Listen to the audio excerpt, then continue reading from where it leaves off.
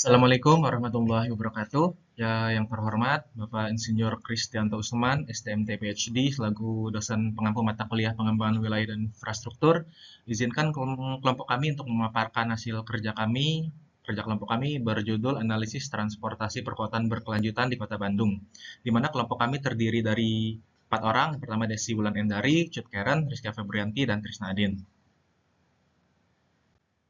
Selanjutnya, latar belakangnya itu terjadi krisis mobilitas di Bandung, di mana dominasi kendaraan pribadi itu sangat tinggi, yaitu sekitar 98% dari 2,2 juta kendaraan terdaftar adalah kendaraan pribadi menurut penelitian Winning Tias 2020.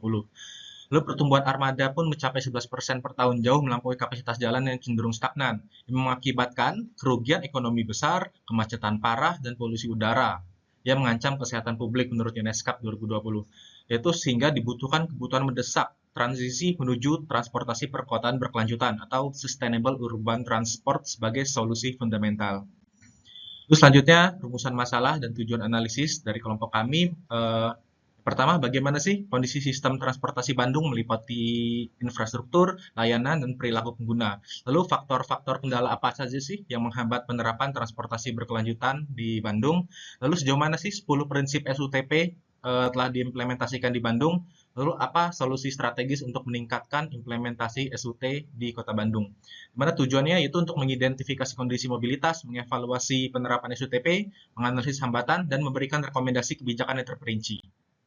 Lalu, evaluasi kondisi existing transportasi yang ada di Bandung, di mana infrastruktur publik massal seperti BRT, kalau di Bandung itu namanya TMB, Trans Metro Bandung, itu masih sangat terbatas. Terjadi ketidakseimbangan antara pertumbuhan, kendaraan, dan kapasitas jalan, yang berujung pada kemacetan yang sangat parah. Lalu, pelayanan publik seperti transportasi umum kayak bus kota dan angkot itu tingkat penggunaannya itu masih rendah. Hambatan utamanya itu kurangnya kenyamanan, integrasi antar moda yang buruk, dan jaringan yang belum optimal. Tidak seperti Transjakarta ya, di mana Transjakarta, busnya dan angkotnya itu sudah terintegrasi, di mana angkot itu kan menjadi pengumpan, pengumpan penumpang untuk ke arah menggunakan bis Transjakarta. Terus selanjutnya perilaku pengguna juga di mana sangat didominasi oleh kendaraan pribadi. 95% perjalanan khususnya itu sepeda motor. Jadi pemilihan moda itu didorong oleh persepsi kenyamanan, fleksibilitas, dan kecepatan pribadi. Lalu selanjutnya status 10 prinsip SUTP di Kota Bandung. Eh, Kita akan melakukan evaluasi komprehensif implementasi SUTP di Bandung, mengukur kemajuan dari perencanaan hingga eksekusi dengan data terukur dan rekomendasi yang strategis. Lalu selanjutnya akan dijelaskan oleh teman-teman saya. Pada prinsip pertama, yaitu mengembangkan kota berorientasi transit. Pada prinsip ini, Bandung mulai menunjukkan kemajuan positif.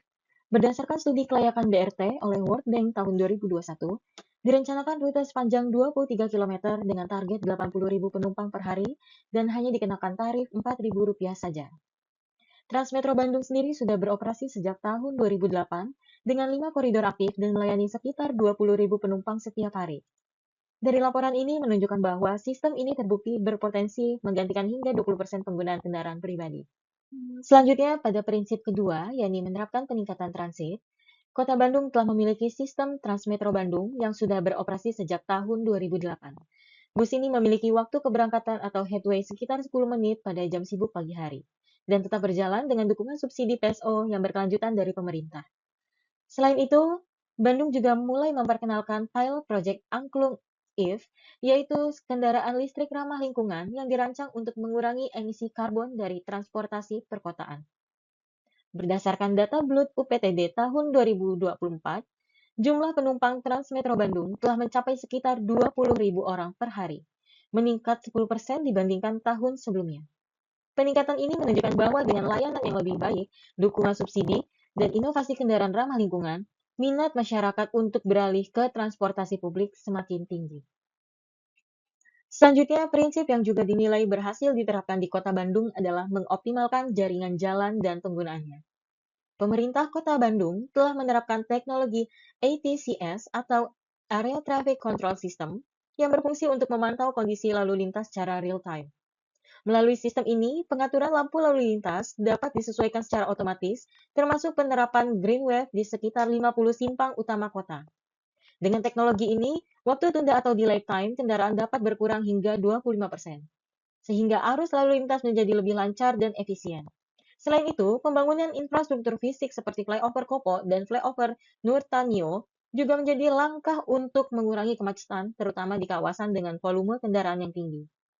Berdasarkan laporan ETCS di Sub tahun 2024, penerapan sistem ini terbukti meningkatkan kecepatan rata-rata kendaraan hingga 15% di koridor utama. Jadi, kombinasi antara teknologi lalu lintas modern dan pembangunan infrastruktur yang tepat sasaran menjadi kunci keberhasilan Bandung dalam mengoptimalkan jaringan jalan perkotaan. Prinsip selanjutnya adalah prinsip yang berkembang. Untuk prinsip yang berkembang itu ada perencanaan kota padat dan berskala manusia. Untuk pencapaian positif sendiri yang telah dilakukan oleh Kota Bandung, yaitu ada taman tematik, trotoar lebar, mixed use kampus, rusun vertikal, pocket park, penghijauan gedung, dan untuk tantangannya sendiri ada sprawl gede bage, dan juga trotoar yang rusak di pinggiran dan masih menjadi hambatan. Untuk bukti dan evaluasinya itu ada RT/RW 2022 di mana belum wajib transit oriented development dan juga diperlukan penguatan regulasi.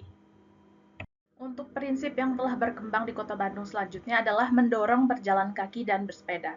Jadi sudah ada inisiatif aktif yaitu seperti jalur pilot Asia Afrika, CFD Braga Permanen, dan juga bike sharing terbatas. Untuk tantangannya sendiri itu terdapat jalur yang terputus, tidak aman untuk di area bukit, dan juga okupasi sepeda kurang dari 5%. Untuk bukti dan evaluasinya sendiri itu ada di Dishub 2024 di mana hanya 10 km jalur tersedia dan juga perlu ekspansi dan konektivitas. Untuk selanjutnya ada prinsip mengendalikan penggunaan kendaraan. Untuk prinsip ini masih berkembang di Kota Bandung. Jadi inisiatif yang telah dilakukan oleh Kota Bandung yaitu ada CFD Braga Permanen, ganjil genap situasional, volume kendaraan turun 10%, dan untuk tantangannya sendiri ada enforcement lemah, dan untuk beberapa kebijakan atau regulasi tidak permanen atau masih tumpang tindih. Yang selanjutnya ada parkir liar tinggi, sekitar 20% distribusi hilang, dan untuk bukti dan evaluasinya ada di TomTom 2024, di mana macet tetap parah, tapi perlu penguatan kebijakan atau regulasi oleh Kota Bandung. Untuk selanjutnya, prinsip yang berkembang adalah mempromosikan kendaraan bersih. Jadi untuk inisiatif yang telah diberikan oleh Kota Bandung adalah SPKLU Suropati, itu untuk 5 unit mobil plus 6 motor, angkot electric vehicle, di mana pilot 50 unit, selanjutnya ada kampanye listrik Indonesia. Untuk tantangan yang dimiliki oleh Kota Bandung, yaitu hanya memiliki 25 SPKLU total, selanjutnya hanya terkonsentrasi di bagian barat, dan juga perlu ekspansi merata. Untuk bukti dan evaluasi itu terdapat di PLN di tahun 2024 di mana infrastruktur charging masih terbatas sehingga perlu percepatan pembangunan. Selanjutnya, prinsip yang masih berkembang di Kota Bandung adalah mengelola parkir. Untuk inisiatif yang telah diberikan Kota Bandung, yaitu ada TPE, Terminal Parkir Elektronik, ada Perwal 121 di tahun 2022 mengenai peraturan parkir di luar bahu jalan atau off street. Selanjutnya ada tarif progresif. Untuk tantangannya sendiri itu ada parkir liar ditambah pungli tinggi di mana 20% retribusi hilang. Selanjutnya enforcement lemah. Untuk bukti dan evaluasinya sendiri bisa dilihat di BPK Jabar di tahun 2023 di mana kehilangan pendapatan signifikan itu perlu penguatan dan pengawasan. Untuk prinsip yang belum berhasil itu adalah prinsip mengkomunikasikan solusi. Jadi Kota Bandung sendiri itu masih memiliki inisiatif terbatas. Salah satu contohnya adalah Instagram Area Traffic Control System dan juga sosialisasi BRT di mana masih top down dan juga tidak partisipatif. Dan untuk tantangannya sendiri itu terdapat resistensi operator angkot tinggi dan juga tidak ada lokakarya kolaboratif. Untuk bukti dan evaluasi sendiri itu bisa dilihat di ITDP di tahun 2024 di mana warga masih belum mengetahui manfaatnya dan juga perlu pendekatan yang lebih partisipatif. Untuk prinsip yang belum berhasil lainnya adalah prinsip menghadapi tantangan secara komprehensif. Untuk Kota Bandung sendiri itu terdapat beberapa permasalahan dan kendala yaitu di mana Badan Pengelola Transportasi itu masih terpisah, contohnya ada di kota, di Kabupaten Bandung, beserta Cimahi. Dan juga BRT itu masih belum ada jalur khusus, beserta angkot juga masih merasa persaingan. Untuk tantangannya sendiri, itu tidak ada otoritas tunggal, rencananya masih parsial, dan juga koordinasinya yang masih sangat lemah. Untuk bukti dan evaluasi, itu menurut World Bank di tahun 2024, di mana integrasinya masih gagal, dan juga perlu pembentukan otoritas dan transportasi yang terpadu. Selanjutnya yaitu rekomendasi berdasarkan contoh kota lain, di mana terdapat dua prinsip SUT yang masih belum berhasil diterapkan di Kota Bandung, yaitu prinsip mengkomunikasikan solusi dan prinsip menghadapi tantangan secara komprehensif.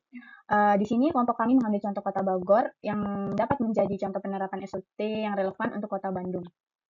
Untuk prinsip mengkomunikasikan solusi, di Kota Bogor itu sendiri menggunakan kanal digital dan kampanye publik seperti Bogor berlari dan bersepeda untuk mengubah perilaku masyarakat agar lebih sadar transportasi berkelanjutan. Di mana kunci keberhasilan Kota Bogor itu adalah komunikasi publik yang efektif melalui media digital dan kampanye transportasi berkelanjutan. Adapun rekomendasi untuk Bandung, untuk jangka pendeknya yaitu membentuk Urban Mobility Center untuk komunikasi kebijakan dan survei publik. Dan untuk jangka panjangnya, disarankan Bandung membuat kampanye besar seperti Bandung Bergerak Berkelanjutan dan memperkuat edukasi transportasi berkelanjutan berbasis digital serta komunitas, di mana komunikasi publik dan digitalisasi informasi dapat membangun kesadaran kolektif warga untuk berpindah ke transportasi ramah lingkungan. Selanjutnya yaitu prinsip menghadapi tantangan secara komprehensif, di mana untuk Kota Bogor itu sendiri membentuk koordinasi yang kuat antara Dishub, Bapeda, operator Transpakuan, dan dukungan dari Pemprov Jabar serta Jabodetabek Jur, di mana kunci dari koordinasi antar lembaga adalah mengatasi tantangan sistem transportasi perkotaan. Adapun rekomendasi dari menghadapi tantangan secara komprehensif untuk Kota Bandung, yang pertama yaitu untuk jangka pendeknya, memperkuat koordinasi di Bapeda UPTD TMB dengan dukungan Pemprov Jabar. Untuk jangka panjangnya yaitu disarankan pembentukan Bandung Metropolitan Transport Authority sebagai lembaga integrator lintas kabupaten atau kota untuk perencanaan dan tarif transportasi terpadu, di mana solusi transportasi tidak bisa parsial sehingga membutuhkan sinergi antara pemerintah daerah, operator, dan lembaga pendukung agar kebijakan berkelanjutan berjalan efektif. Selanjutnya yaitu kesimpulan. Dari analisis sistem transportasi Kota Bandung, saat ini belum berkelanjutan dan memerlukan integrasi kebijakan yang komprehensif. Oleh karena itu dibutuhkan kebijakan yang lebih komprehensif dan terintegrasi. Berdasarkan hasil analisis dan pembanding dengan kota lain seperti Bogor, rekomendasi yang bisa diterapkan di Bandung dapat dikelompokkan ke dalam 4 rekomendasi solusi. Untuk rekomendasi solusi yang pertama yaitu perencanaan kota padat, di mana Bandung perlu mengembangkan kawasan yang bersifat mixed use, di mana fungsi hunian, komersial, dan transportasi terintegrasi. Selain itu, penting juga untuk memperluas jalur pedestrian dan sepeda agar mobilitas harian bisa lebih ramah lingkungan dan mengurangi ketergantungan pada kendaraan pribadi. Untuk rekomendasi solusi yang kedua yaitu optimalisasi transportasi publik, di mana perlu dilakukan langkah konkret dalam mempercepat pembangunan dan pengoperasian BRT, memperkuat integrasi antar moda, serta mendorong digitalisasi sistem transit agar pelayanan publik lebih efisien dan mudah diakses. Selanjutnya yang ketiga yaitu adalah pengendalian kendaraan pribadi, di mana untuk mengendalikan penggunaan kendaraan pribadi dapat diterapkan kebijakan tarif parkir progresif, sistem ganjil genap, serta pengembangan fasilitas park and ride. Kebijakan ini bertujuan untuk mendorong peralihan dari kendaraan pribadi ke transportasi publik. Untuk rekomendasi solusi yang terakhir yaitu reformasi kelembagaan, di mana diperlukan reformasi kelembagaan melalui lembaga yang nantinya akan berfungsi mengintegrasi perencanaan, tarif, dan operasional lintas wilayah di kawasan metropolitan Bandung seperti pembentukan Otoritas Transportasi Tunggal Bandung Raya. Sehingga penerapan 10 prinsip SUTP di Bandung sebenarnya sudah berjalan namun masih berada pada tahap transisi. Untuk mencapai sistem yang benar-benar berkelanjutan, kita memerlukan integrasi kebijakan, kolaborasi lintas lembaga, serta perubahan perilaku masyarakat dalam mobilitas. Nah, sekian presentasi dari kelompok kami mengenai analisis transportasi perkotaan berkelanjutan di Kota Bandung. Sekian dan terima kasih.